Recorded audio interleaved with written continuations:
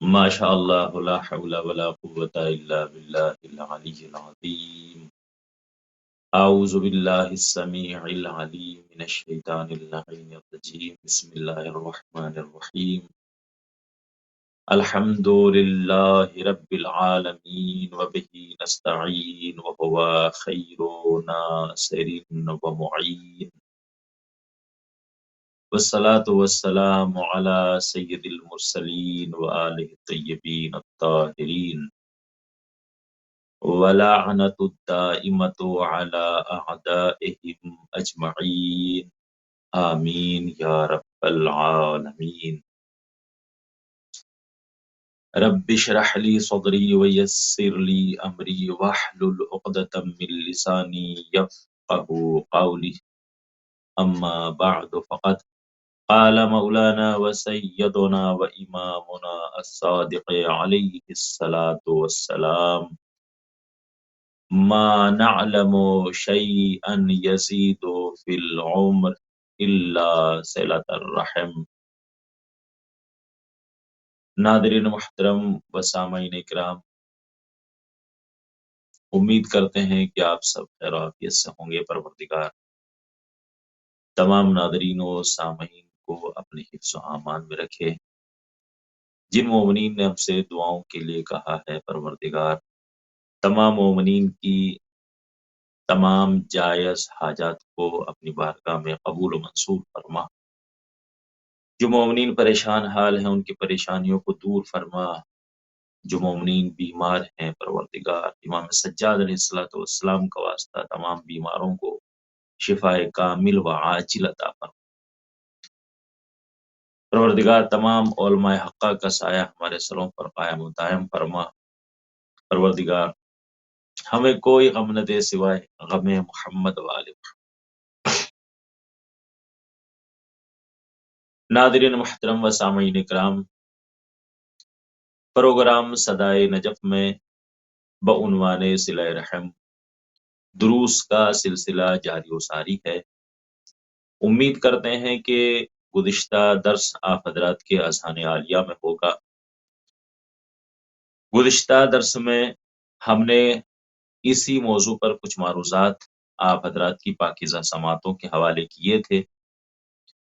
گزشتہ درس میں ہم نے صلہ رحم کا معنی بھی ذکر کیا تھا۔ صلہ رحم یعنی رشتہ داروں کے ساتھ حسن سلوک کرنا، اور اسی کے ضمن میں ہم نے دو قسمیں ذکر کر کے اس میں کچھ معروضات حقوق کے حوالے سے پیش کیے تھے۔ والدین کے حقوق کیا ہیں، اور اس کے بعد پھر اولاد کے حقوق کا ہم نے ذکر کیا تھا۔ اولاد کے حقوق کے بارے میں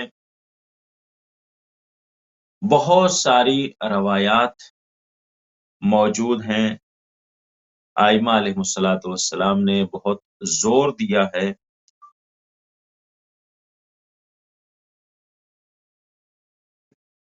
حقوق اولاد کے سلسلے میں۔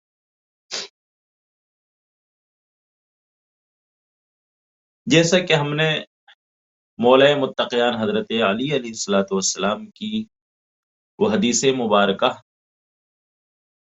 ذکر کی تھی، جس میں مولا فرماتے ہیں کہ اپنے بچوں کو بہترین ادب سکھاؤ، یعنی یہاں پر یہ حق بیان کر رہے ہیں مولا کائنات کے والدین پر بچوں کے حقوق کیا ہیں۔ پہلا حق یہ ہے کہ بچے کا بہترین نام رکھا جائے، دوسرا حق یہ ہے کہ بہترین ادب سکھایا جائے، اور تیسرا حق یہ ہے کہ اس کو قرآن مجید کی تعلیم دی جائے، یعنی اخلاقی حوالے سے بھی اور معاشرے کے حوالے سے بھی اور دینی حوالے سے بھی بہترین تربیت کی جائے بچے کی۔ اس کے علاوہ اور بھی بہت ساری روایات ہیں معصومین علیہ الصلوۃ والسلام کی، جن میں حقوق اولاد کا تواتر کے ساتھ ذکر پایا جاتا ہے۔ جیسے کہ آپ کے اور ہمارے پانچویں امام محمد باقر علیہ الصلوۃ والسلام ارشاد فرماتے ہیں کہ جب بچہ 3 سال کا ہو جائے تو والدین پر بچے کا یہ حق ہے کہ اس سے کہلوائیں 7 مرتبہ لا الہ الا اللہ۔ مولا فرماتے ہیں کہ جب بچہ 3 سال کا ہو گیا، اب والدین کے اوپر یہ حق بن چکا ہے بچے کا کہ اس کو 7 مرتبہ اس کلمے کو دہروائیں، لا الہ الا اللہ، اس کی زبان پر جاری ہونا چاہیے۔ مقصد کیا ہے؟ مقصد یہ ہے کہ بچے کی زبان پر ذکر خدا ہو، وہ پہچانے کہ اللہ کون ہے اور اس کی عظمت کیا ہے۔ اب یہاں پر رک کر میں ایک اہم بات عرض کرنا چاہتا ہوں کہ جو معصوم نے فرمایا ہے کہ جب بچہ 3 سال کا ہو جائے تو والدین کے اوپر یہ حق ہے کہ اس سے 7 مرتبہ اس کلمے کی تکرار کرائیں، لا الہ الا اللہ، یعنی اللہ کے علاوہ کوئی بھی خدا نہیں۔ اگر کوئی خدا ہے، کوئی معبود ہے تو وہ صرف اللہ تعالیٰ، اس کے علاوہ کوئی دوسرا پروردگار، کوئی دوسرا معبود نہیں۔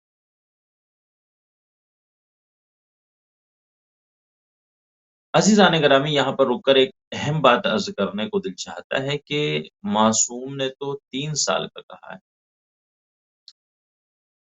ہمیں فخر ہے، ہمیں ناز ہے ان ماؤں پر، ان شیان حیدر کرار کی خواتین پر کہ جو 3 سال تو بہت دور، 1 سال کا بھی انتظار نہیں کرتی۔ حالانکہ معصوم نے ہمیں مجال دی ہے، جلدی نہیں کہ فوراً بچے کو آپ دیندار بنا دیں۔ یعنی پہلا کلمہ سکھانے کا اگر حکم ہو رہا وہ بھی 3 سال کے بعد۔ لیکن یہ ہماری قوم کی ماؤں کا ذوق دیکھیے، ان کا شوق دیکھیے، ان کا جذبہ دیکھیے کہ وہ 3 سال تو بہت دور کی بات، 1 سال کا بھی انتظار نہیں کرتے، اور وہ کھیل ہی کھیل میں بچے کو کلمہ بھی سکھاتی ہیں، اور صرف لا الہ الا اللہ تک محدود نہیں رہتی، لا الہ الا اللہ کے بعد محمد الرسول اللہ کی بھی تعلیم دیتی ہیں، اور اس کے بعد علی ولی اللہ و وسیع رسول اللہ و خلیفتہ بلا فصل کی بھی تعلیم دیتی ہیں۔ وہ لوگ ہی ابھی بچے پہ لفظوں کو دہرانا نہیں آ رہا ہے، مگر وہ بچے کو تعلیم دے رہی ہے، اور اسی کے ساتھ ساتھ یا علی مدد، یا علی ادرکنی، یا حسین۔ آپ دیکھتے ہیں سوشل میڈیا کا زمانہ ہے، اب تو آپ دیکھیں کہ بچہ 6 مہینے کا ہے، 7 مہینے کا ہے، اور وہ ہاتھ اٹھا کے اپنے سینے کے اوپر مار رہا ہے، یا حسین یا حسین۔ وہ لوگ ہی اس پہ یا حسین کہنا نہیں آ رہا ہے، مگر وہ ہاتھوں کو مار رہا ہے، اور وہ یہ کہنے کی کوشش کر رہا ہے جو ماں نے سکھا، یا حسین یا حسین۔ 1 سال کا بچہ، 1.5 سال کا بچہ کھڑا ہو کر کے حلقے میں ماتم کر رہا ہے۔ بچے کو مسلسل مائیں سکھاتی ہیں کہ آپ اگر گرنے لگا بچہ تو اس کو فوراً کہتی یا علی ادری، یا علی مدد۔ یعنی یہ بچپن سے ہی اس کے کانوں میں یا علی ادرکنی کا رس گھولا جا رہا ہے۔ یہی وجہ ہے کہ جب بچہ ہمارے معاشرے میں پروان چڑھتا ہوا جوان ہو جاتا ہے، اور اس کے بعد وہ پھر بڑھاپے کی طرف چلتا ہے، ہمیشہ اس کا ورد زبان ہوتا ہے، جب بھی کوئی مشکل مرحلہ آتا ہے یا علی ادرکنی، پریشانی کا مرحلہ آتا ہے یا علی ادرکنی، انسان گرنے لگتا ہے، حتیٰ کہ اگر کسی دوسرے کو بھی دیکھ رہا ہے کہ وہ گر رہا ہے، فوراً اس کی زبان سے نکلتا ہے یا علی مدد، یا علی ادرکنی۔ یعنی ایسا ورد زبان ہو چکا ہے، ماں نے ایسا گھٹی کے اندر یہ کلمہ پلایا ہے ہم کو کہ جب بھی کوئی مشکل مرحلہ آتا ہے بے سخت زبان سے نکلتا ہے یا علی مدد۔ ہمارا سلام ہو اسی ماؤں پر، ہم ادب سے سلام کرتے ہیں ان ماؤں کو کہ جو اپنے بچوں کو بچپن سے یا علی مدد کی تعلیم دیتے۔ یہ میری ماں نے سکھایا تھا مجھ کو پہلا سبق، لگے کہیں پہ جو ٹھوکر تو کہنا نام علی۔ یہ میری ماں نے سکھایا تھا مجھ کو پہلا سبق، لگے کہیں پہ جو ٹھوکر تو لینا نام علی، اور میرے بدن کی اگر بوٹیاں بھی کر ڈالو، ہر ایک بوٹی کہے گی منم غلام علی۔ تو یہ تو ہماری فطرت میں پروردگار نے ودیعت کر دیا ہے اہل بیت علیہ الصلوۃ والسلام کی محبت کو، اور اوپر سے پھر ہمارے والدین کی خصوصاً والدہ کی تربیت کے بچپن سے ہم کو یا علی مدد کہنا سکھایا ہے۔ تو ناظرین محترم، والدین کے اوپر یہ حق ہے کہ وہ اہل بیت علیہ الصلوۃ والسلام کی عظمت بچوں کو بتائے، اہل بیت علیہ الصلوۃ والسلام کے فضائل بچپن سے بچوں کو بتانا شروع کریں۔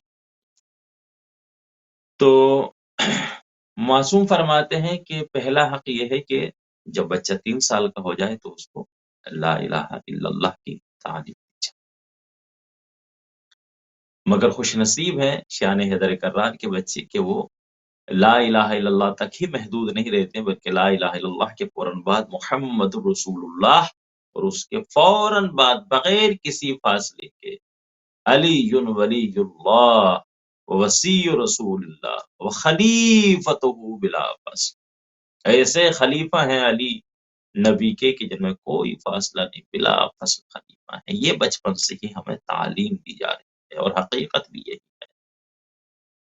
معصومین علیہ الصلوۃ والسلام نے بچوں کی عمر کو 3 مراحل میں ذکر کیا ہے، اور کیجئے گا لفظوں کے اوپر، انسان کی نہیں، بچے کی زندگی کو معصومین علیہ الصلوۃ والسلام نے 3 مراحل میں ذکر کیا ہے۔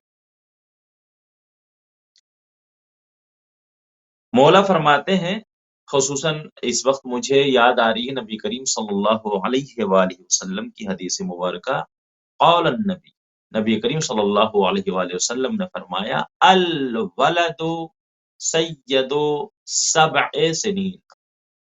بڑی خوبصورت حدیث ہے، غور کرنا چاہیے۔ اس وقت جو ناظرین و سامعین اس وقت ہمارے ساتھ ہیں اور ہدایت ٹی وی کو دیکھ رہے ہیں، ان سے ہم گزارش کرتے ہیں کہ غور سے سنیں اور اپنے بچوں کو اسی انداز سے تربیت دیں کہ جو معصومین علیہ الصلوۃ والسلام نے ہم کو حکم دیا ہے۔ نبی کریم نے فرمایا کہ جو پہلے 7 سال یعنی ولادت سے لے کر اور جب تک بچہ 7 سال کا ہو جاتا ہے، ان 7 سالوں میں بچہ کیا ہے؟ یہ میرے جملے نہیں، نبی کریم فرما رہے الولد سید 7 سنین۔ اپنی زندگی کے پہلے 7 سالوں میں بچہ بادشاہ ہوتا۔ سبحان اللہ، بادشاہ یعنی کیا مطلب؟ یعنی بادشاہ اس کو کہتے ہیں کہ جو دوسروں کو حکم دیتا ہے اس پر کسی کا حکم نہیں چلتا ہے۔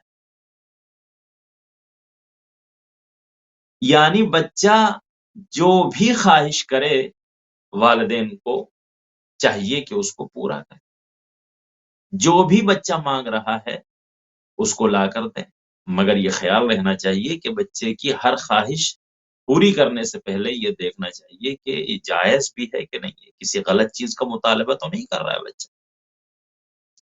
اچھی چیز کا مطالبہ کر رہا ہے، جو بھی وہ کہے اس کو مانا جائے۔ بادشاہ ہے، 7 سالوں میں بچہ بادشاہ ہے، جو بھی کہا جائے اس کا حکم مانا جائے، اس کی بات کو مانا جائے، اس کی خواہش کو پورا کیا جائے۔ یہ پہلا مرحلہ ہے بچے کی زندگی کا۔ 7 سال میں بچہ کیا ہے؟ بادشاہ ہے۔ اس کے بعد نبی کریم فرماتے ہیں وَعَبْدُ 7 سنین، اور 7 سے لے کر جو 14 سال کا جو زمانہ ہے، یہ 7 سال کا زمانہ، اس میں بچہ کیا ہے؟ عبد ہے، یعنی اب الٹا ہو چکا ہے، اب والدین بادشاہ بن گئے ہیں اور بچہ ان کا خادم، ان کا غلام بن گیا۔ یعنی والدین کا اب یہ حق ہے کہ بادشاہ بن کر قدم بقدم پر اس کو اچھائی کی تعلیم دیتے رہیں، یہ والدین کا حق ہے۔ اور بچے کا حق یہ ہے کہ جیسے ہی والدین قدم بقدم اس کو اچھائی کی تعلیم دیں تو یہ ان کے حکم کو مانتا رہے اور اچھائی کو بجا لاتا رہے۔ یہ دوسرا مرحلہ۔ تو دوسرے مرحلے میں بچہ کیا ہے؟ عبد ہے، غلام ہے، خادم ہے۔ والدین کی ذمہ داری ہے کہ اس کو اچھائی کی تعلیم دے، ہیں، جو کہے بچے کے اوپر ضروری ہے کہ اس کو بجانا۔ تیسرا مرحلہ معصوم فرماتے ہیں وَوَزِيرُ 7 سنین، اور 14 سے لے کر 21 سال کا جو پیریڈ ہے، جو وقت ہے، جو زمانہ ہے، ان 7 سالوں میں بچہ کیا ہے؟ وہ وزیر ہے اور والدین بادشاہ۔ وزیر یعنی کیا؟ وزیر یعنی مشیر۔ بادشاہ ہمیشہ کسی بھی کام میں اگر اس کو کوئی کام کرنا ہوتا ہے، ہر کام میں وہ اپنے وزیر سے مشورہ لیتا ہے، اس کو مشیر بنایا ہوا ہوتا ہے۔ کوئی بھی اہم مسئلہ ہے وہ فوراً اپنے وزیر سے مشورہ کرتا ہے۔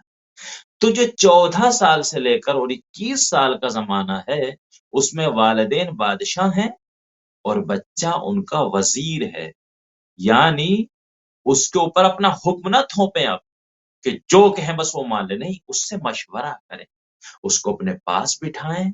اب ماشاءاللہ بالغ ہو چکا ہے، عاقل ہو چکا ہے، ہوشیار ہو چکا ہے، اس کو سوچنے کا موقع دینا چاہیے، اس کو کچھ کرنے کا موقع دینا چاہیے، اس کو احساس دلایا جائے کہ اب ماشاءاللہ آپ بڑے ہو چکے ہیں، بالغ و عاقل ہو چکے ہیں، ہوشیار ہو چکے ہیں، طاقتور ہو چکے ہیں، آپ کو پورا حق ہے کہ آپ ہم کو اچھا مشورہ دیجیے۔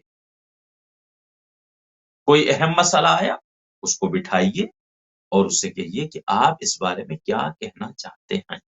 پھر آپ دیکھیے گا، اگر اس انداز سے کسی نے اپنے بچے کی تربیت کی تو بچہ جب ابھرے گا معاشرے میں تو وہ کبھی بھی احساس کمتری کا شکار نہیں ہو سکتا، ایک کامیاب ترین انسان کی حیثیت سے معاشرے کے اندر ابھرے گا، ہمیشہ معزز بن کے زندگی گزارے گا، ایک کامیاب انسان کی زندگی گزارے گا معاشرے کے اندر۔ تو عزیزان گرامی، یہ حق ہے والدین کے اوپر کہ وہ اس انداز سے اپنے بچے کی تربیت کریں۔ یہ 3 مراحل معصومین علیہ السلام نے ذکر کیے ہیں۔ اب اگر کوئی مزید اس کی وضاحت چاہتا ہے تو میں یہاں پر ایک حدیث کو ہم اور نقل کریں گے تاکہ بات بالکل واضح ہو جائے کہ کس انداز سے ہم کو تربیت کرنا ہے۔ آپ کے اور ہمارے چھٹے امام، امام جعفر صادق علیہ السلام، اللہم صلی علی محمد وآل محمد وعجل فرجہم، صادق آل محمد فرماتے ہیں دع ابنک یلعب 7 سنین، پہلا ہی جملہ مولا کا دع، کیا مطلب؟ یعنی اس کو چھوڑ دیجیے، ٹچ نہ کریں بچے، چھوڑ دیں اس کے حال۔ دع ابنک 7 سنین، اپنے بچے کو 7 سال تک اس کے حال پر چھوڑ۔ ہاں، مگر یہ خیال ہے کہ حال پر چھوڑنے کا مطلب یہ نہیں ہے کہ آپ بالکل اس سے بے خبر ہو جائیں کہ وہ کہیں بھی جا رہا ہے، کچھ بھی کر رہا، نہیں۔ وہ تربیت اور اس کا خیال رکھنا، اس کی حفاظت کرنا والدین کے اوپر واجب ہے، لازم ہے، یعنی اس کو آزاد چھوڑ دیں۔ مثلا ابھی بچہ کچھ قلم سے کچھ پھول پتیاں بنا رہا ہے تو اسے یہ نہ کہا جائے کہ نہیں نہیں یہ رہنے دو، تم یہ کام کر لو۔ ابھی وہ مثلا مٹی کے کچھ گھروندے بنا کر کے اور ان سے کھیل رہا ہے تو اس سے کہا یار نہیں گندے ہو جائیں گے آپ، لہٰذا آپ آ کے قالین کے اوپر بیٹھ کر کے، آپ کے صوفے کے اوپر بیٹھ کر کے آپ کھیل لیجیے، کچھ نہیں، اس کو حال پر چھوڑ دیا جائے۔ مٹی میں کھیلنا چاہتا ہے مٹی میں کھیلے، پھول پتیاں بنانا چاہتا ہے پھول پتیاں بنائے، کھلونوں سے کھیلنا چاہتا ہے کھلونوں سے کھیلے، اس کو آزاد چھوڑ دیں۔ یہاں پر مجھے یہ بات کہنا پڑ رہی ہے کہ یہاں پر اکثر والدین خطا کر جاتے ہیں اور وہ چاہتے ہیں کہ ان کا بچہ، چونکہ ہمارا تو معاشرہ ہے بر صغیر خصوصاً جب بچہ 2-3 سال کا ہوتا ہے، 2 سال کا بلکہ، اور وہ فکر میں لگ جاتے ہیں والدین کہ اب اس کا ایڈمیشن کرا دیا جائے۔ یہ پیار کا زمانہ ہے، یہ کھیلنے کا زمانہ ہے۔ معصوم فرماتے ہیں کہ 7 سال تو آپ اس کو ٹوکے ہی مت، وہ کیا کر رہا ہے کیا نہیں کر رہا ہے کوئی مطلب نہیں۔ یہ چیز ہم نے یہاں پر عراق میں ہم یہ دیکھتے ہیں، نجف اشرف میں ہم یہ دیکھتے ہیں کہ ان کے یہاں پر 7 سال سے پہلے بچے کا ایڈمیشن نہیں۔ اگر کوئی بھیجنا چاہتا ہے تو روضہ وہ ایک روزہ ہوتا ہے، وہ وہاں پڑھائی نہیں ہوتی، بلکہ بچے کو پڑھائی کے لیے ذہنی طور سے تیار کیا جاتا ہے۔ وہاں پر خوبصورت کھلونے ہیں اور باغیچہ بنا ہوا ہے، ایک اچھا سا پارک ہے، اور بس وہ جو ٹیچر اور ان کی جو محافظہ ہوتی ہیں، بس وہ اس چیز کا خیال رکھتی ہیں کہ بچہ کوئی غلط کام نہ کرے، چوٹ نہ لگ جائے، اس کی گر نہ جائے، اس چیز کا بس خیال ہوتا ہے۔ بچہ وہاں کھیلتا ہے اور اپنی مرضی سے وہ جو کام کرنا چاہتا ہے وہاں کرتا ہے، پھول پتیاں بنانا، کھیلنا، یہ سارے کام، اور اس کو تربیت بھی وہیں پہ دی جاتی ہے آہستہ آہستہ، جب یہاں تک کہ وہ 7 سال کا ہو جاتا ہے، جب وہ 7 سال کا ہو جاتا ہے پھر اس کا ایڈمیشن۔ مگر یہ چیز ہمارے یہاں پر ذرا نہیں پائی جاتی ہے، اور ہمارے یہاں یہ چاہتے ہیں بہت سے والدین تو کہ 7 سال کے بعد ایڈمیشن کرانا تو بہت دور کی بات ہے، ان کی کوشش تو یہ ہوتی ہے کہ 7 سال میں ان کا بچہ ایک کامیاب انسان بن جائے، اچھا ڈاکٹر بن جائے، انجینئر بن جائے، اور ایک کامیاب انسان بن جائے۔ یہ خطا ہے، ایسا نہیں کرنا چاہیے۔ بچے کی فطرت میں کھیلنا ہے، لہٰذا اس کو کھیلنا دیا جائے۔ اب ہم بہرحال یہ بھی نہیں کہہ سکتے کہ 7 سال تک وہ ایک ثقافت کا بھی کچھ ہے۔ بہرحال اگر ہم اپنے بچے کو کہیں ایسے ملک میں رہ رہے ہیں کہ جہاں پر ضروری ہوتا ہے کہ بچے کا 3 سال میں داخلہ کرا دیں، بولو یا آپ بچے کا 3 سال میں 4 سال میں داخلہ کرا دیں، لیکن پڑھائی کے لیے اس کے اوپر اجبار نہ کیا جائے، ڈانٹا نہ جائے، اس کو مارا نہ جائے۔ اگر وہ شوق میں پڑھ رہا ہے تو اچھی بات ہے، پڑھ رہا ہے، پڑھنے دیجیے اس کو، یہ تو اچھا ہے۔ تو مگر مولا جو فرما رہے ہیں، دع ابن کا 7 سنین، 7 سال تک آپ اپنے بچے کو کیا کریں؟ دع ابن کا یلعب 7 سنین، یلعب کا لفظ آیا ہے، دع ابن کا یلعب 7 سنین، 7 سال تک آپ بچے کو آزاد چھوڑ دیں کہ وہ کھیلے کودے اور موج مستی کرے، لیکن والدین اس کے اوپر نظارت رکھیں، اس کی نگرانی کریں، اس لیے کہ بچہ بدتمیز نہ بن جائے۔ دیکھیے 2 لفظ ہیں ہمارے یہاں پہ جو پائے جاتے ہیں، ایک لفظ ہے تمیز اور ایک لفظ ہے شرارت۔ بچہ بدتمیز نہیں ہونا چاہیے مگر شریر ہونا چاہیے۔ شریر کسے کہتے ہیں؟ شرارت، یعنی اگر بچہ شریر ہے، شرارت کر رہا ہے، ابھی مثلا کاپی پھاڑ دی، ابھی قلم توڑ دیا، ابھی یہ کام کر دیا، ابھی وہ کام کر دیا، اسے کیا کہتے ہیں؟ شرارت کرنا، یعنی اس کا ذہن الگ الگ چیزوں میں چل رہا ہے، وہ الگ الگ کچھ کرنا چاہتا ہے۔ اس لیے کہ جو بچے سست بیٹھے ہوتے ہیں، بس جو کہہ دیا وہ کر لیا، نہیں تو بیٹھے ہوئے ہیں، وہ ذہنی اعتبار سے بچے اچھے نہیں ہوتے، صحت مند نہیں ہوتے، نہ ذہنی اعتبار سے اور نہ جسمانی اعتبار سے۔ جو بچہ شرارت کر رہا ہے، ادھر یہ کام کیا، وہ کام کیا، ادھر دوڑا، ادھر دوڑا، یہ توڑا، وہ پھوڑا، اس کا مطلب یہ ہے کہ بچے کے اندر کچھ کرنے کا جذبہ ہے، کچھ کرنے کی صلاحیت پائی جا رہی ہے، اور آگے بڑھ کر یہ بچہ کچھ کام کر کے دکھائے گا معاشرے کا۔ تو شرارت اگر ہے اس کے اندر تو بہرحال اس سے برا نہیں ماننا چاہیے کہ دیکھیے کتنا بدتمیز ہے بچہ۔ دیکھیے بدتمیزی الگ چیز ہے، شرارت کرنا الگ چیز ہے۔ کوئی چیز کا توڑ دینا گھر میں، یا اپنی طرف سے کوئی کام ایسا کر دینا کہ جو والدین جس کو نہ چاہ رہے ہوں، تو لہٰذا یہ شرارت کہلاتی ہے، بدتمیزی نہیں کہلاتی۔ تو معصوم فرماتے ہیں کہ 7 سال تک بچے کو اس کے حال پر چھوڑ دیا جائے کہ وہ کھیلے کودے اور جو کرنا ہے اس کو وہ کرے، لیکن اس کے اوپر نگرانی رکھنی چاہیے، اس کے اوپر نظر رکھے والدین کہ کوئی غلط کام نہ کر جائے بچہ۔ اس کے بعد مولا فرماتے ہیں وَيُؤَدَّبُ 7 سنین، پہلے 7 سال میں آزاد، دوسرے 7 سال میں کیا؟ اس کو مؤدب بنائیں، اس کو ادب سکھائیں۔ اب یہ تعلیم کا سلسلہ شروع ہوا ہے، اس کو مؤدب بنائیں، اسے دیندار بنائیں، دنیاوی تعلیم کے اوپر بھی زور دیں اور دینی تعلیم کے اوپر بھی زور دیں۔ اب یہاں سے یہ سلسلہ شروع ہوا۔ وہاں پر کیا تھا؟ وہاں پہ بھی نبی کریم نے فرمایا تھا وَعَبْدُ 7 سنین، 7 سال میں کیا ہے؟ بچہ کیا ہے؟ وہ خادم بن چکا ہے، غلام بن چکا، والدین بادشاہ بن چکے ہیں، اب جو کہیں گے اس کو ماننا ہوگا۔ اس کے بعد معصوم فرماتے ہیں وَإِلْزَامُهُ نَفْسَكَ 7 سنین، اب 14 سے لے کر اور 21 سال کا جو زمانہ ہے اس میں والدین کے اوپر لازم ہے، واجب ہے کہ وہ بچے کی نگرانی کرتے رہے، یعنی اب اس پہ اجبار نہ کریں۔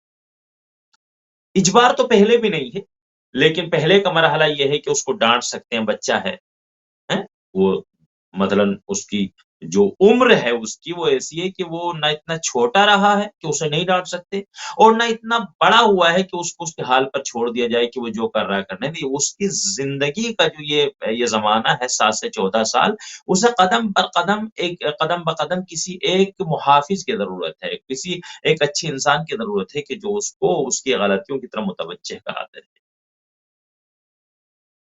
لیکن 14 سال کے بعد، چونکہ شریعت میں 15 سال کے بعد ویسے ہی بچہ جوان ہو جاتا ہے، بالغ ہو جاتا ہے، عاقل ہو جاتا ہے، اچھی برے کی اس کو تمیز ہو جاتی ہے، معصوم فرماتے ہیں کہ اب یہ جو زمانہ ہے 21 سال تک کا، 14 سے 21، اس میں بچے کے اوپر نگرانی ہونی چاہیے۔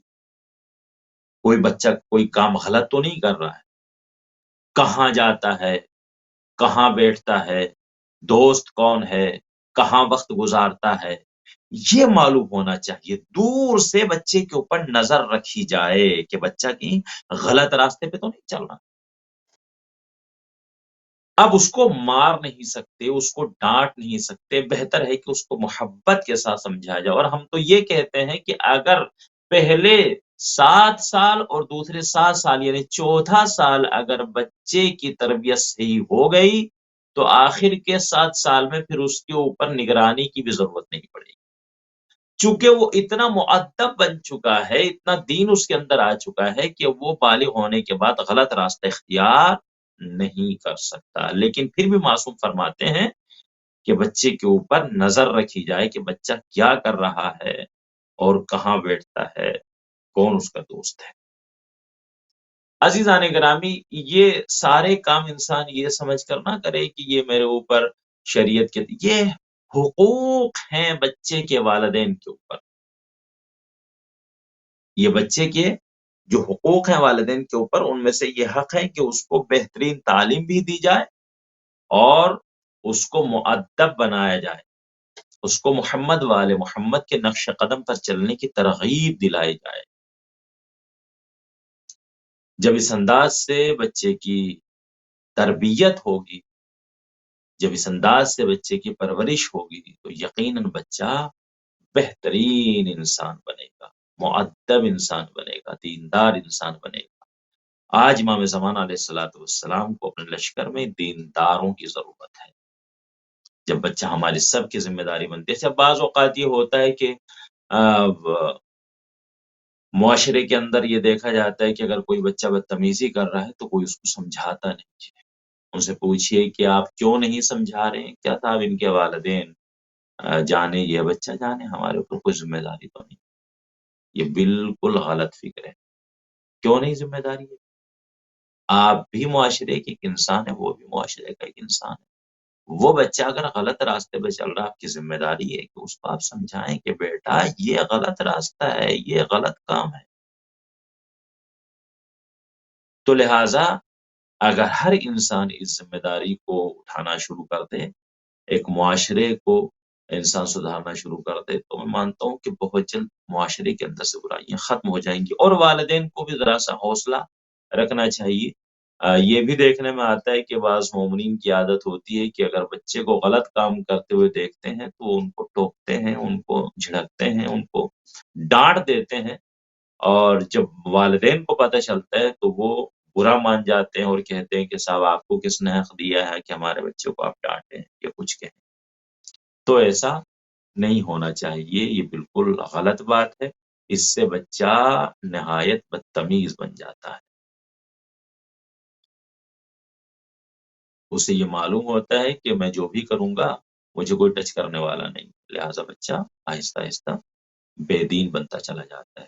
تو معاشرے کو اچھا بنانا ہم سب کی ذمہ داری ہے۔ والدین کے حقوق کی ہم بات کر، بچوں کے حقوق کی ہم بات کر رہے تھے، تو والدین کے اوپر بچوں کے یہ حقوق ہیں۔ ہر والد کو چاہیے کہ ان حقوق کو پورا کرے۔ اگر ان حقوق کو ہم پورا نہیں کر رہے ہیں تو بارگاہ پروردگار میں ہم جواب دہ ہوں گے. ہم سے بچہ روز قیامت سوال کرے گا کہ آپ نے ہم کو بتایا ہی کہاں تھا, آپ نے ہم کو سمجھایا ہی کہاں تھا. دیکھیے میں پچھلے دروس میں بھی یہ بات ہم عرض کر چکے ہیں, اور پھر ہم تکرار کرتے ہیں اس بات کی کہ دنیاوی تعلیم دلانا ہماری ضرورت ہے, ذمہ داری ہے کہ ہم بچے کو دنیاوی تعلیم بھی دلائیں, لیکن ایسا نہیں ہونا چاہیے کہ ہم دنیاوی تعلیم کے سلسلے میں دین کی تعلیم کو بالکل ایک طرف رکھیں.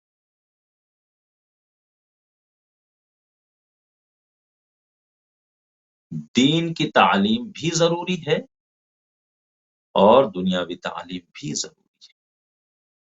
ہمیں غور کرنا چاہیے کہ کبھی ایک چیز سے انسان کامیاب نہیں ہو سکتا.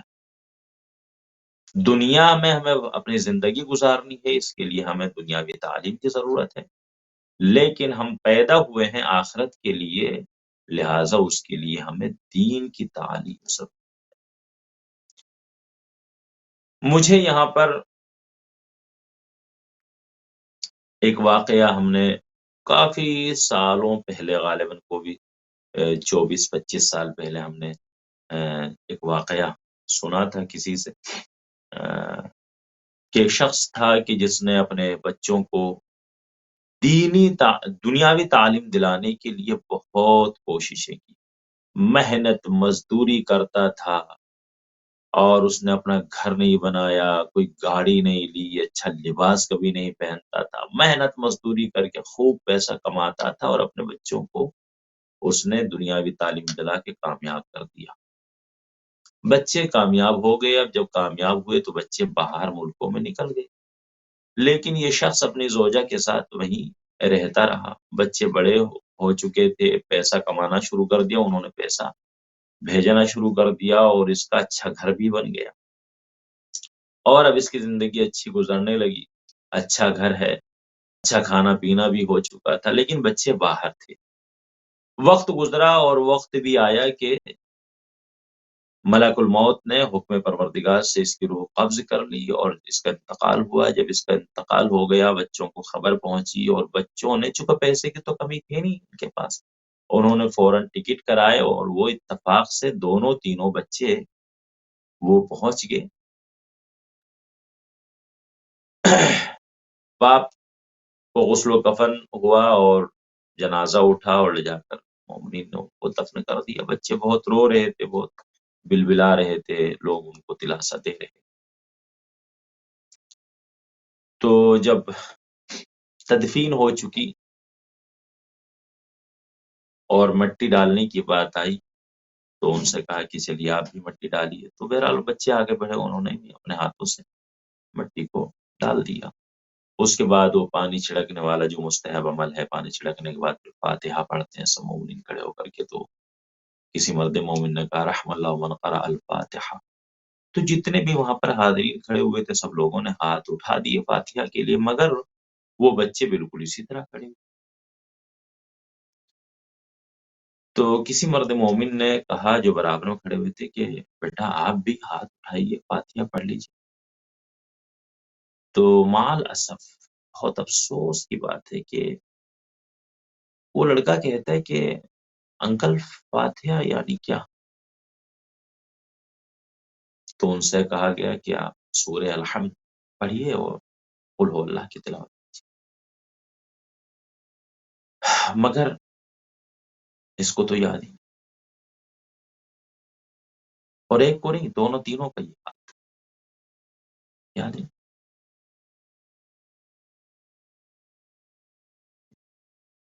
اور اگر انہوں نے الحمد پڑھی بھی تو مثلا درست نہیں پڑھی اس کو, پھر ان کو طریقہ نہیں آتا کہ فاتحہ کا ثواب کیسے مرحوم تک پہنچایا جاتا ہے. قل ہو اللہ ان کو یاد. تو عزیزان گرامی, کتنا بدنصیب ہے وہ انسان. اس میں کوئی شک نہیں ہے کہ اس نے محنت کی, مزدوریاں کی, اپنے بچوں کو کامیاب کیا, لیکن بدنصیبی دیکھیے آپ اس انسان کی کہ اس نے ان بچوں کو دنیا دار تو بنایا مگر دین دار نہیں بنا سکا.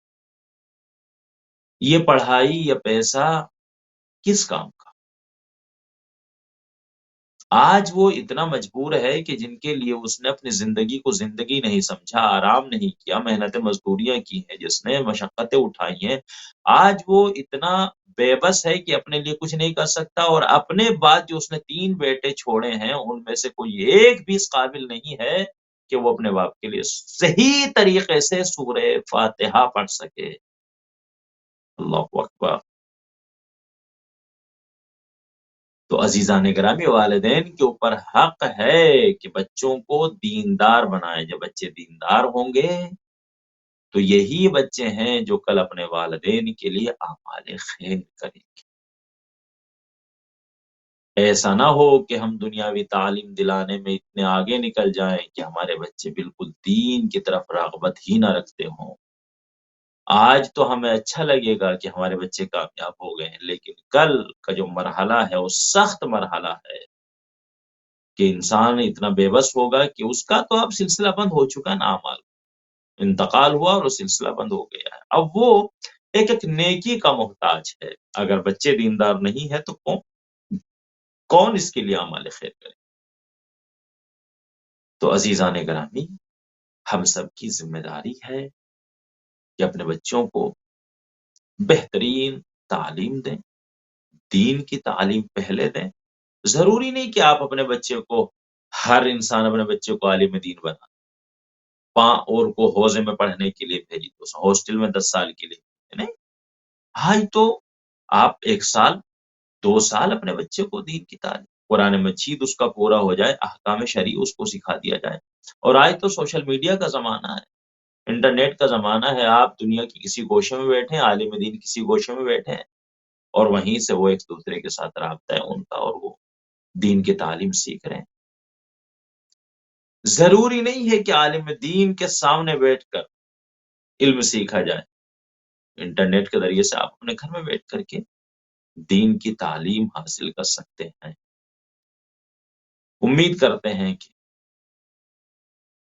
تمام ناظرین و سامعین سے کہ وہ کوشش کریں گے انشاءاللہ اپنے بچوں کے لیے بھی، اور اپنے خاندان کے بچوں کے لیے، اپنے محلے پڑوس کے بچوں کے لیے، اپنی بستی کے بچوں کے لیے، کہ خود بھی ان کو دیندار بنائیں اور دوسروں سے بھی کہیں کہ وہ ان کو دیندار بنانے کی کوشش کریں، تاکہ ہمارا پورا معاشرہ ایک دیندار معاشرہ بنے، تاکہ امام زمان علیہ الصلوۃ والسلام ہمارے اعمال دیکھ کر خون کے آنسو نہ روئیں، آنسو نہ بہائیں امام، بلکہ جب ہمارے اعمال امام کی خدمت میں پیش ہوں تو امام مسکرائیں کہ یہ ہمارے چاہنے والے۔ عزیزان گرامی، اسی موضوع کے اوپر انشاءاللہ ایک مرتبہ پھر انشاءاللہ آپ کی خدمت میں ہم حاضر ہوں گے انشاءاللہ، اور مسلسل اس موضوع کو آگے بڑھاتے رہیں گے۔ بارگاہ پروردگار میں دعا ہے کہ پروردگار ہم سب کی توفیقات خیر میں اضافہ فرما، ہمارے گناہ کبیرہ اور گناہ صغیرہ کو معاف فرما۔ پروردگار ہمیں کوئی غم نہ دے سوائے غم محمد وآل محمد۔ جو مومنین بیمار ہیں پروردگار ان سب کو شفائے کامل و عاجل عطا فرما۔ مراج عظام کا سایہ پروردگار ہمارے سروں پر قائم و دائم فرما۔ آیت اللہ سیستانی، آیت اللہ بشیر حسین نجفی اور دیگر جتنے بھی مجتہدین علماء ہیں پروردگار سب کو صحت کے ساتھ طول عمر عطا فرما۔ جو علماء دنیا سے جا چکے ہیں پروردگار ان کو جوار معصومین علیہ السلام میں جگہ عطا فرما۔ پروردگار عالم کے واسطہ محمد وآل محمد کا ہم سب کو کوئی غم نہ دے سوائے غم محمد وآل محمد۔ آقا کونین کے ظہور میں تعجیل فرما، ہم کو ان کے اعوان و انصار میں شریک فرما۔ ربنا تقبل منا انک انت السمیع العلیم، وآخر دعوانا الحمد للہ رب العالمین، وصلی اللہ علی محمد وآلہ الطیبین الطاہرین۔